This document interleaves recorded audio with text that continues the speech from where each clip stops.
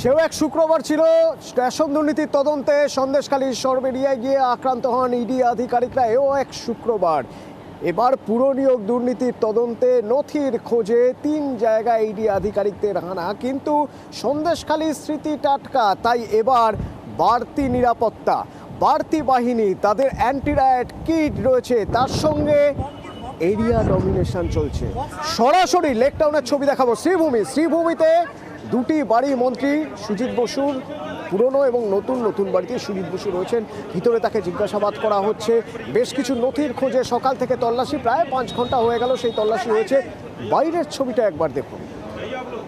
Anti রায়েট kit নিয়ে সেখানে অন্যান্য ক্ষেত্রে এর আগে আমরা ইডি রেডে যত পরিমাণ দেখেছি বাহিনী, এবার বাহিনীর পরিমাণ অনেকটাই বেশি। শুধু তাই নয়, নজরদারি চলছে, ছাদ থেকে চারদিকে ঘিরে রাখা রয়েছে এবং টহলদারি চলছে, এরিয়া ডমিনেশন চলছে। ঠিক যেমন ভোটের আগে দেখা যায়, ভোটের আগে স্পর্শকাতর বুথের ক্ষেত্রে যেরকম দেখা যায়, ঠিক সেরকম সেন্সিটিভ মনে হচ্ছে এখানে এমন কিছু হতে পারে যাতে ইডি আধিকারিকরা সমস্যায় পড়তে পারেন।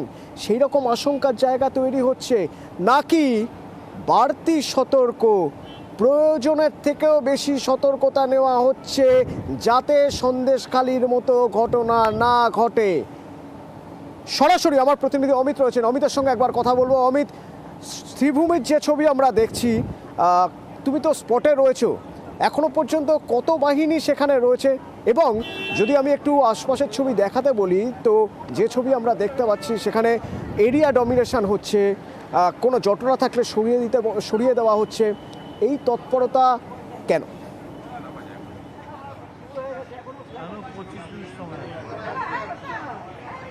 একেবারে অতুল, তোমার প্রথমেই জানিয়ে রাখবো, সূত্র মারফত আমরা যে খবর পাচ্ছি তাতে সুজিত বসুর দুটি বাড়িতে তল্লাশি অভিযান করার ক্ষেত্রে প্রায় 1 কোম্পানির কাছাকাছি কিন্তু বাহিনী আনা হয়েছে, কেন্দ্রীয় বাহিনী অর্থাৎ সিআরপিএফ এর তরফে। এবং 1 কোম্পানিতে সাধারণত 80 জন জওয়ান থাকে 1 কোম্পানিতে। এক্ষেত্রে আমরা যেটা জানতে পারছি সূত্র মারফত, প্রায় 70 থেকে 75 জন বাহিনী কিন্তু আনা হয়েছে এই সুজিত বসুর দুটি বাড়িতে তল্লাশি অভিযান করানো নিরাপত্তার ক্ষেত্রে। সেক্ষেত্রে সকাল থেকে যে ছবি তুলে ধরেছিলাম, আমি আরও একবার দেখাতে বলবো আমার ক্যামেরা পার্সন, সিআরপিএফ এর যিনি আধিকারিক রয়েছেন তার উপস্থিতিতে কিন্তু এই মুহূর্তে বাহিনী একদম সুজিত বসুর বাড়ির সামনে যেমন মোতায়েন করা রয়েছে, দুটি বাড়িতে কিন্তু একইভাবে কিন্তু বাহিনী মোতায়েন করার পাশাপাশি আমরা দুবার আমরা দেখলাম যে এরিয়া ডমিনেশনের জন্য কিন্তু বাহিনীকে লক্ষ্য করা গেল। কারণ তাদের কাজে লাগানো প্রায় 70 থেকে 75 জন জওয়ান যাদেরকে আনা হয়েছে এই শ্রীভূমি এলাকায়, এবং তাদেরকে নিয়ে কিন্তু এরিয়া ডমিনেশন হলো। আমি আবার কথা বলার চেষ্টা করব। স্যার, এটা কি বাড়তি সতর্কতা? বুঝতে পারছো অতনু, তাদেরকে আমরা সরাসরি জানতে চাইছিলাম যে এটা সন্দেশখালীর ঘটনা পরে কি এটা বাড়তি সতর্কতা না তাদের কোনো আশঙ্কা। তারা কিন্তু স্পষ্টত ক্যামেরার সামনে বলে দিলেন নো কমেন্টস, তারা কোনো উত্তর তারা দেবেন না। কিন্তু সন্দেশখালীতে যে ঘটনা ঘটেছিল গত শুক্রবার, যে সকালবেলা শাহজাহান শেখের বাড়িতে ইডি আধিকারিকরা এমনই কেন্দ্রীয় বাহিনী নিয়ে তারা পৌঁছে গিয়েছিল। পৌঁছে যাওয়ার কিছু সময়ের মধ্যেই আমরা দেখেছিলাম যে গ্রামবাসীদের একটা জমায়েত হওয়া এবং তারপর সেখান থেকে একটা হিংসাত্মক একটা ঘটনা তৈরি হওয়া। সেই জায়গার পর থেকে আমরা দেখেছি এই চলতি সপ্তাহে ইডি ডিরেক্টর তিনি নিজে এসেছিলেন, ইডি আধিকারিকদের সঙ্গে তিনি বৈঠক করেছেন এবং একই সঙ্গে সিআরপিএফের যারা আধিকারিক রয়েছেন তাদের সঙ্গে তিনি বৈঠক করেছেন। বৈঠকের পর একটা সুস্পষ্ট বার্তা দিয়ে গিয়েছিলেন যে নিরাপত্তার মধ্যে দিয়ে এই ধরনের কিন্তু তল্লাশি অভিযান জারি রাখা হবে ইডির তরফে। সেক্ষেত্রে সকাল থেকেই বাড়তি বাহিনী মোতায়েন করে কিন্তু আমরা দেখছিলাম তল্লাশি অভিযান শুরু হয়েছিল। এবং কিছু সময় আগে যেটা দেখলাম যে এলাকায় বিভিন্ন জায়গায় কিন্তু সাধারণ মানুষ জমায়েত হয়েছিল, তারা জড়ো হয়েছিলেন, কেউ বসেছিলেন, তাদেরকে সরে যেতে আবেদন করা হলো কেন্দ্রীয় বাহিনীর তরফে। অর্থাৎ এরিয়া ডমিনেশন। ভোটের আগে যে চিত্র আমরা লক্ষ্য করি সেটি যে কোনো ভোট হতে পারে, সেটি পঞ্চায়েত ভোট হতে পারে, লোকসভা ভোট, বিধানসভা বা পুরসভা ভোটের ক্ষেত্রে আমরা দেখেছি যে এরিয়া ডমিনেশনে যে কখনো লোকাল বডি যে ভোটের ক্ষেত্রে রাজ্য পুলিশের তরফে এরিয়া ডমিনেশন করা হয়, বা লোকসভা বা বিধানসভার মতো ভোটের ক্ষেত্রে আমরা দেখেছি যে কেন্দ্রীয় বাহিনীর তরফে কিন্তু এরিয়া ডমিনেশন করা হয় সাধারণ ভোটারদের মন থেকে ভয় ভীতি দূর করার জন্য।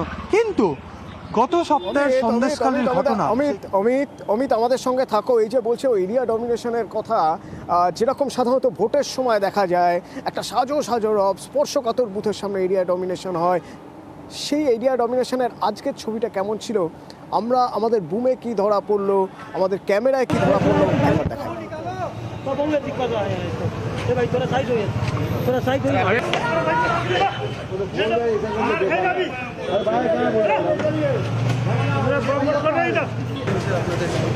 आप लोग जाइए जाइए अंदर जाइए आप अरे अनूप के पास है यार।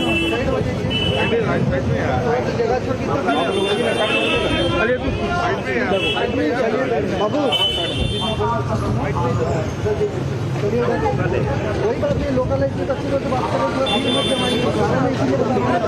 ये घूमता है ना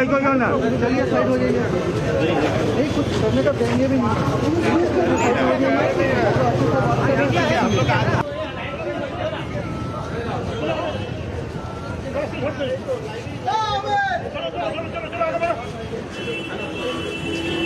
hello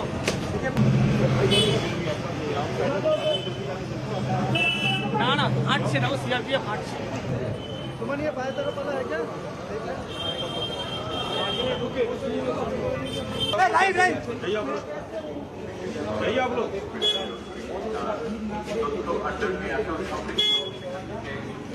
law and order clear করা হচ্ছে, মব কি সরানো হচ্ছে, অমিত, এই যে দেখছি যে কোথাও কোনো জটলা বা কেউ যদি খুব স্বাভাবিক যদি এত বাহিনী একটা জায়গায় থাকেন তো মানুষের মধ্যে একটা উৎসাহ তৈরি হবে, মানুষের মধ্যে একটা কিউরিওসিটি তৈরি হবে, তো মানুষ কথা বলছেন, তাদের সরিয়ে দেওয়া হচ্ছে। 5 ঘন্টা ধরে তল্লাশি চলছে, 5 ঘন্টা ধরে তুমিও ওখানে রয়েছো, এলাকার মানুষের সঙ্গে নিশ্চয়ই কথা হয়েছে। অভিযুক্ত নন, তদন্তের স্বার্থে নথির সন্ধানে তল্লাশি, সেই তল্লাশিতে প্রায় 1 কোম্পানি বাহিনী। এলাকার মানুষ তারা কিভাবে দেখছেন, তাদের সঙ্গে কথা হয়েছে।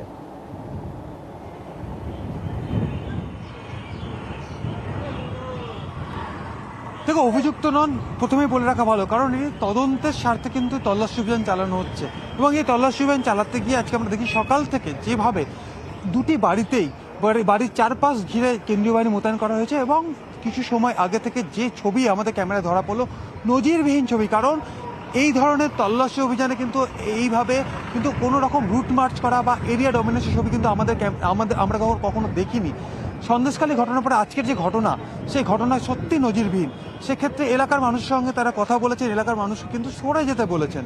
হ্যাঁ, কারণ তাদের কোথাও একটা আশঙ্কা তৈরি হচ্ছে বা তারা কোথাও একটা আগে থেকে একটা সতর্ক হয়ে কিন্তু সরিয়ে দিচ্ছেন যেন সন্দেশখালীর পুনরাবৃত্তি না ঘটে। তুমি নিজেই দেখলে যে আমি সরাসরি লাইভ থাকাকালীন যিনি সিআরপিএফ আধিকারিক রয়েছেন তার সঙ্গে কথা বলতে গিয়েছিলাম, তিনি কিন্তু স্পষ্টত ক্যামেরার সামনে বলে দিলেন নো কমেন্ট, তিনি কিন্তু কোনো কমেন্ট করতে চাইছেন না। এবং এলাকাবাসীর সঙ্গে তারা গিয়ে কথা বলেছেন, এলাকাবাসীর কিন্তু রিপ্লাই তাদেরকে ছিল, তারা সাধারণ মানুষ, তারা কিন্তু এলাকারই বাসিন্দা।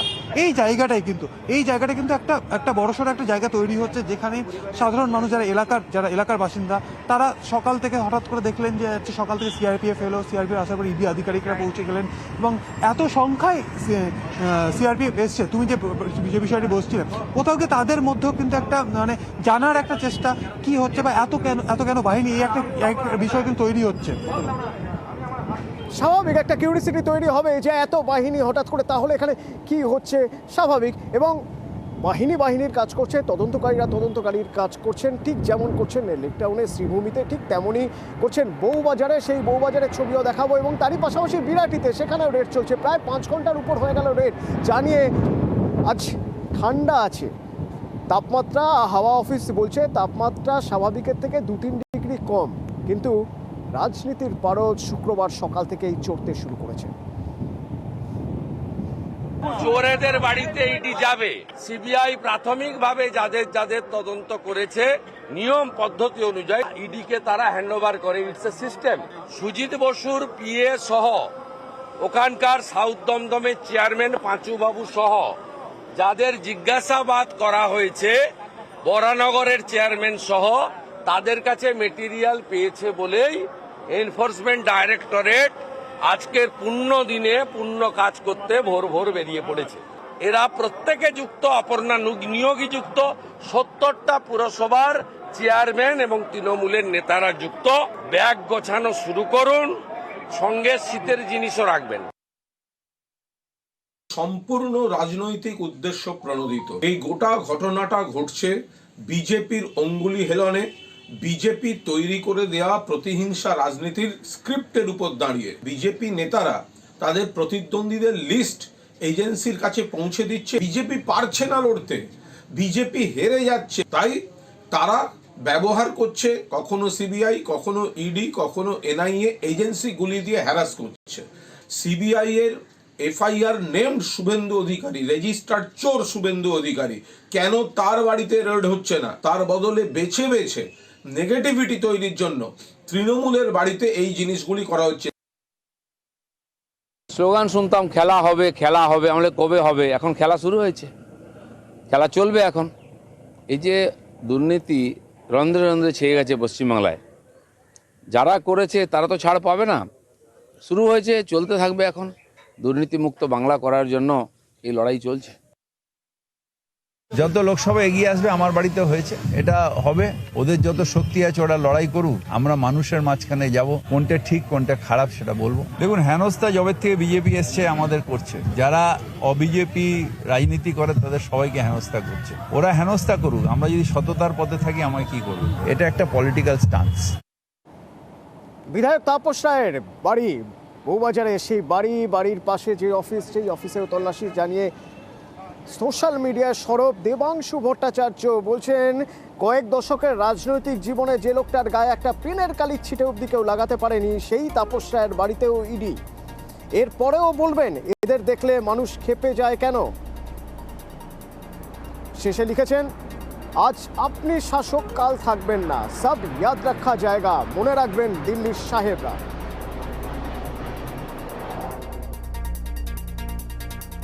তাপস রায়ের